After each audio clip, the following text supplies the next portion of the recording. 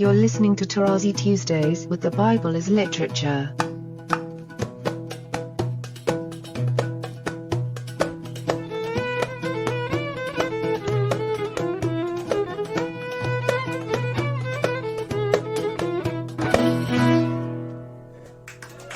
Hi, this is Father Mark Boulos. And this is Dr. Richard Benton. And you are listening to Tarazi Tuesdays with the Bible as Literature podcast. Last week, when I presented a possible topic to Father Paul, it led into a discussion of the word Shamar in Genesis. So we thought it would be great to talk about that today, Father Paul. So if you'd like to go right in and start the discussion, that would be great. Yes, sir. Good morning to both of you. Good morning, Father.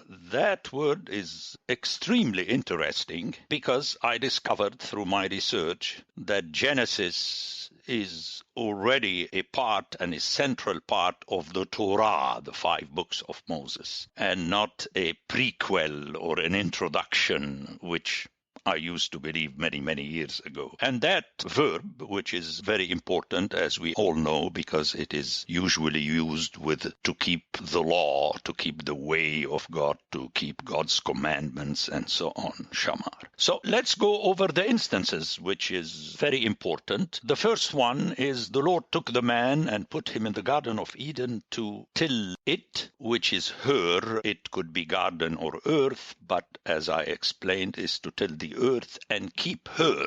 It's feminine, the earth. Then in 3:24, we have the Lord putting a cherubim to guard the way to the tree of life, but in Hebrew, to keep the way. Let's hear it, to keep the way. And we all know that the way is the way later of the Torah. So one more time, let's hear the original. To keep the earth, the cherubim is to keep the way, which is ultimately the way according to the will of God. And he has to keep it, and we all know that he kept it. The one who broke the keeping was Adam. Then in 4:9, I'm going to read it just as a teaser, and I'm going to leave it to come back to it at the end. In 4:9, we hear, then the Lord said to Cain, "Where is Abel your brother?" He said, which is Cain, "I do not know." Notice, lo yadati, the knowledge, again, the knowledge of the Torah. Am I my brother's keeper, shomer? Notice the immediate connection. One more time, the original heard within the entire scripture. In 17, in conjunction with the covenant of circumcision, people imagine that it's free for all. No, it is not. It is bound by keeping the covenant. As for you, you shall keep my covenant, you and your descendants. This is my covenant, which you shall keep between me and you and your descendants after you.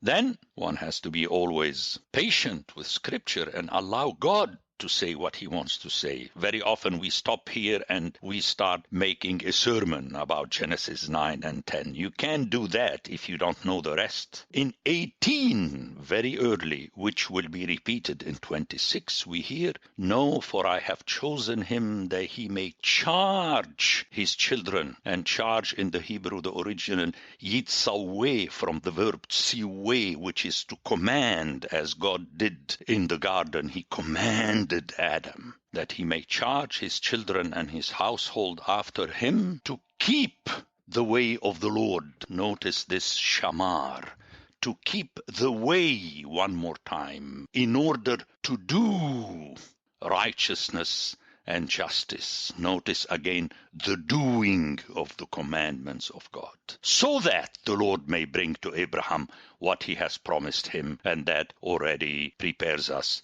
for Jeremiah and Ezekiel. The condition of the realization of the promise is doing the commandments of God. And let me mention it now before I forget at the end.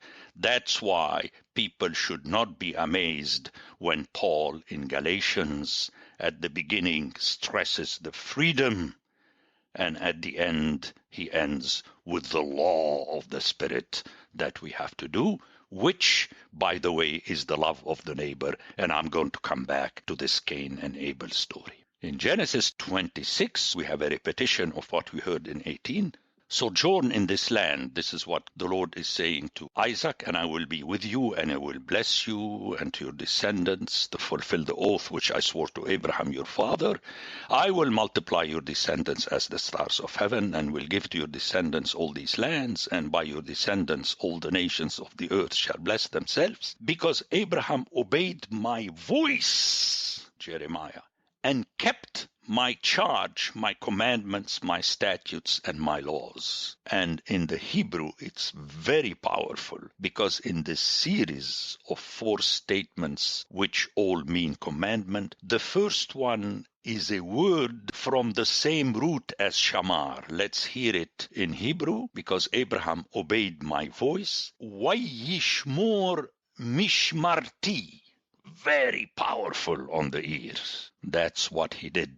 He kept what I have asked him to keep.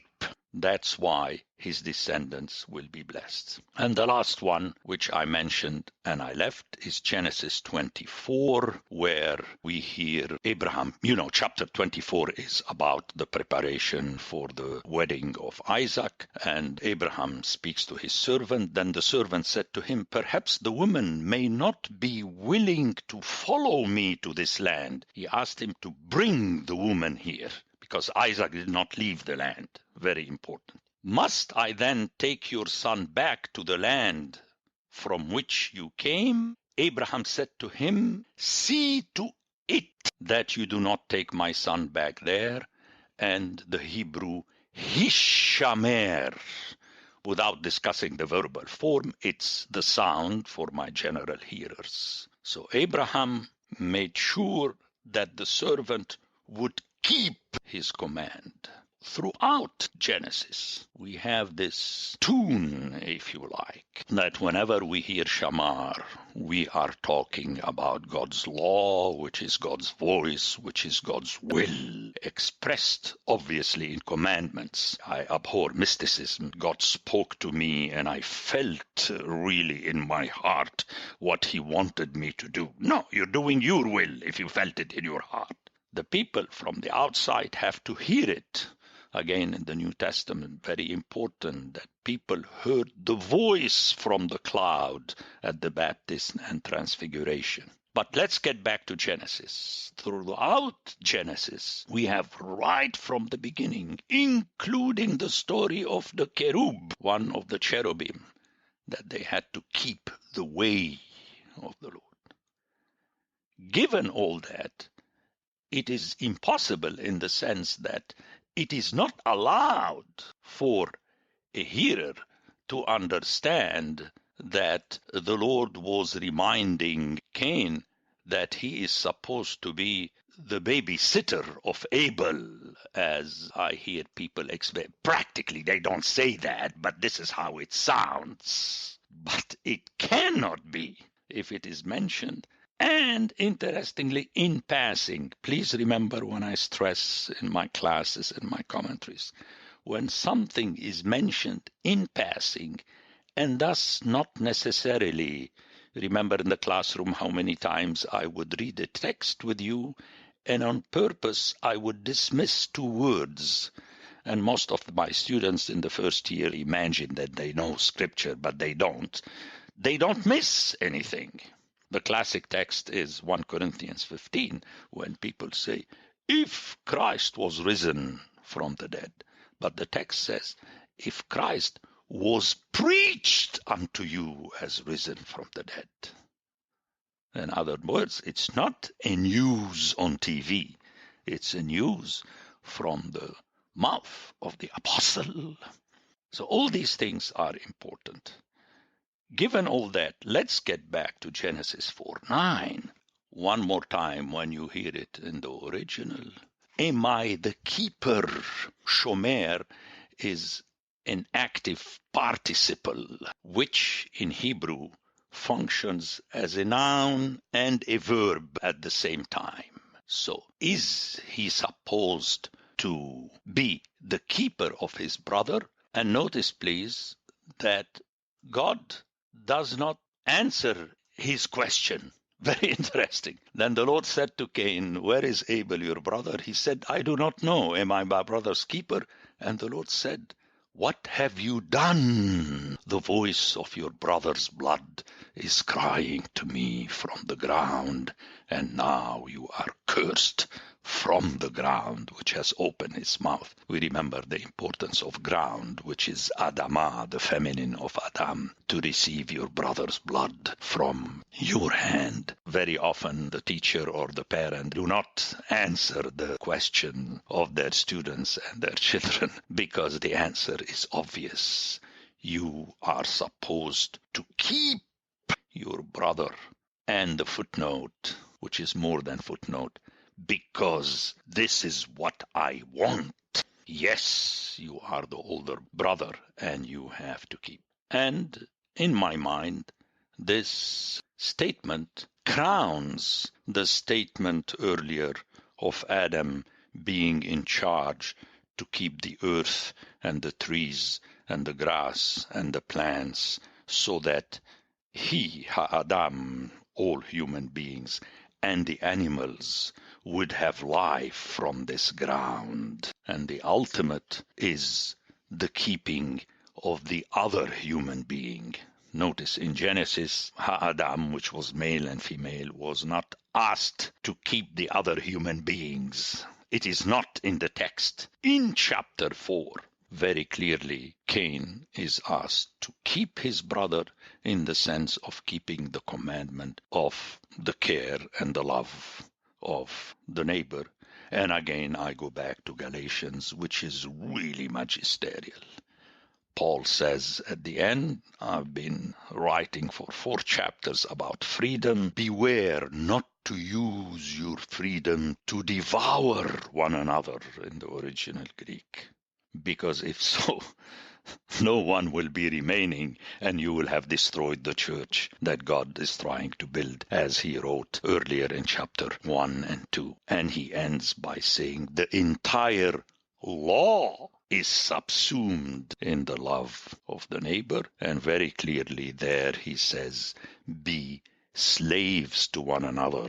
The verb doulevo, to serve as a slave. In other words, as he says in Philippians, when you love the other, you have to come from underneath and not from above, because only God is the Father of all, and he loves as a father. You have to love from underneath.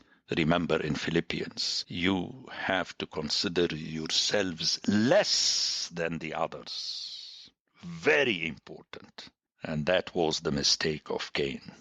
He thought because he was the older brother, he had a free hand. No, God reminded him that exactly as God had asked Adam to serve Adamah, who is the mother, remember. He comes from the earth. He had to come from underneath and not serve from above. To serve, in essence, means come from underneath. And this cannot happen unless it is ultimately the only Father who is commanding you to keep. So keeping is not by choice. I choose or I do not choose to keep. Shamar has the connotation of must, because throughout Scripture it comes as being asked for by a command by God. Genesis is definitely the book of books, until Matthew, of course, which is another Genesis as it entitles itself. There is a beautiful connection between Genesis and Shamar in Hosea chapter 12. And in chapter 12, in verse 12 and 13, Jacob fled to the field of Aram, and Israel served for a woman, and for a woman he kept.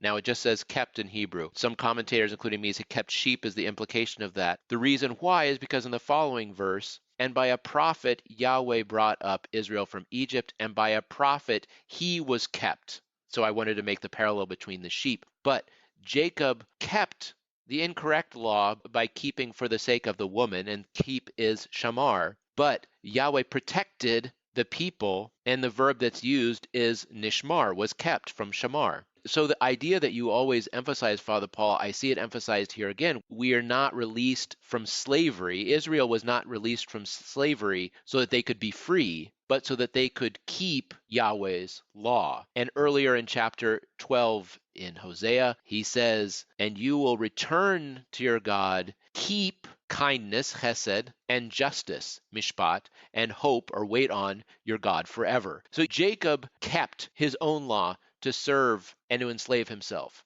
Yahweh kept Israel and brought them out of slavery, out of Egypt, so that the people, Israel, could keep chesed and mishpat, mercy and justice, and that they would hope in their only God and to wait on their God. The way that Hosea weaves the very themes you were talking about, even using the same characters, Jacob, and using the same verb, Shamar, it's amazing to see these connections between Hosea and Genesis. All I can say is that Hosea is not the book of books, because Hosea is the only prophet that refers using the same words that are found only in Genesis, already in chapter 2. And I will remove the names of the Baals from her mouth, and they shall be mentioned by name no more.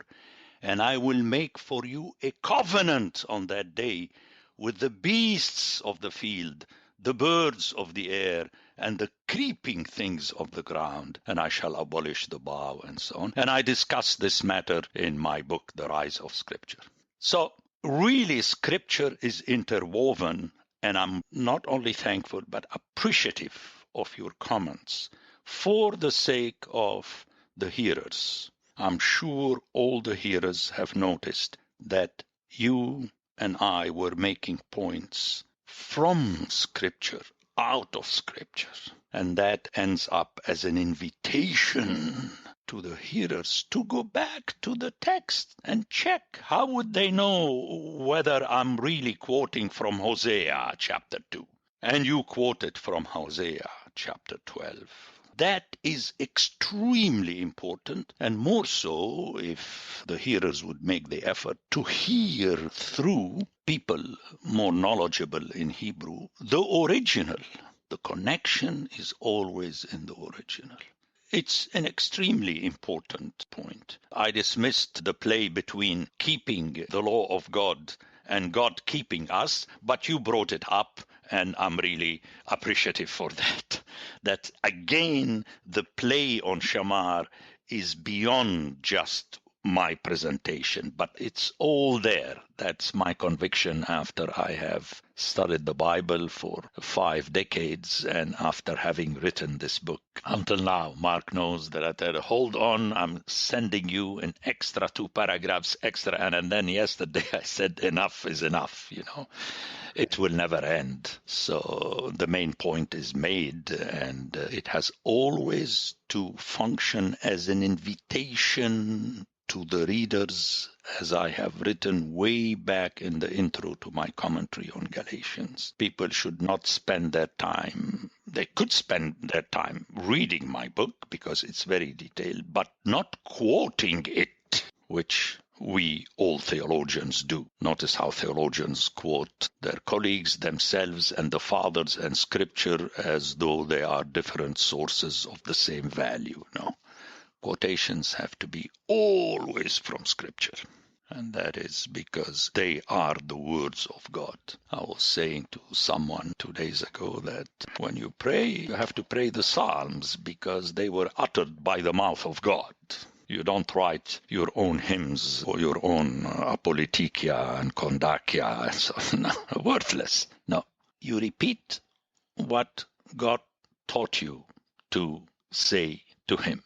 That's extremely important in my eyes, and I discussed this in my commentary on Galatians when Paul refers to Psalms. Anyway. Once again, Father Paul, I can't stress enough listening to our interviews and discussions with you on the podcast, reading Scripture on our own, studying your books, all of the projects we work on trying to sow the seed. I can't stress enough to our listeners the supreme value of paying attention to detail without letting go of the big picture. I think that's something unique about the school you created, Father Paul. You see the system as a whole. You are faithful to the narrative as narrative. It's a story. It's not an engineering schematic. But at the same time, you pay attention to the details of the narrative. The addition of a word, the absence of a word, the proximity of two words, of two concepts, all of this is essential when reading in this genre. So I'm most gratified that we had the chance to talk about Shamar, and we'll make the effort to keep that which was handed to us from above as we go forward. Thank you very much to both of you, and may God bless you always. Thank you. Thank you, Father Paul. Okay. Take care, gentlemen. The Bible as Literature is a production of the Ephesus School Network.